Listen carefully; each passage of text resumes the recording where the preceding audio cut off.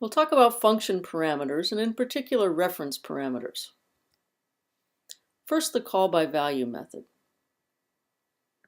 When a variable, or an object, is passed to a function using the call by value method, a copy is made by the function.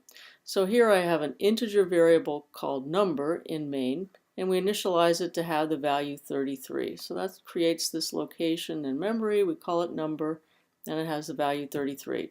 Then when we pass this to a function, to the parameter num, what happens is that in the function we declare this parameter num, which allocates space for it, and then we copy the value from number into num. So the parameter within the function is a copy. So within the body of the function we can change the value of num. That's not going to change number because it's a different location in memory. With the call by reference method, the address of a variable is passed to a pointer parameter. So again, in main, I have a variable number, and I initialize it to have the value 33.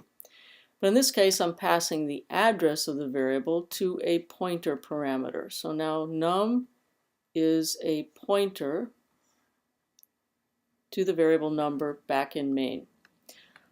So I can change the value that's stored in that location within the function, and I could also change the pointer to point to some other location. So num is a new location in memory that is a pointer variable. That's what the call by reference.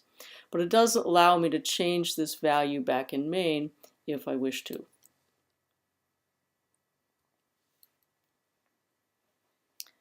A reference parameter is another name for the original variable. So here in main, I have my variable number, which is initialized to have the value 33. And then I'm passing this to a function, to a reference parameter. So what that does is now my reference parameter in the function is another way of calling this same location. So it's just an alias. So within the body of this function, if I say num, then it's the same thing as number. So if I say num gets a value 5, for example, then I'm changing this to 5. But num is an alias for number. It can't be changed to refer to anything else. So it refers to the same location as number. That's what a reference parameter does. So you're not creating a new location. It's just an alias for the original location of the variable. Okay, so why in the world would we have a constant reference parameter? So here's an example where we may have objects. We have an object R1, which we've already instantiated, and we're using a copy constructor to copy the value of R1 into R2.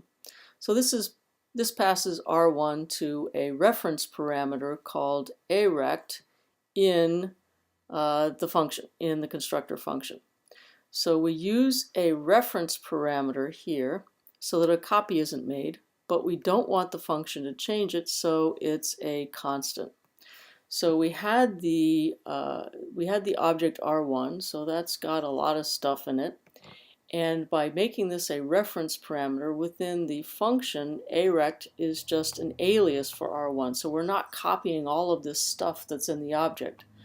But within the function, we actually don't want to change these values. We just want to use them to copy them into the other object, in this case R2. So just to make sure that we don't change it by mistake, we made this a constant so that we cannot possibly change it. But again, the reference parameter is used so that we're not making a copy of the object because it might have a lot of stuff in it.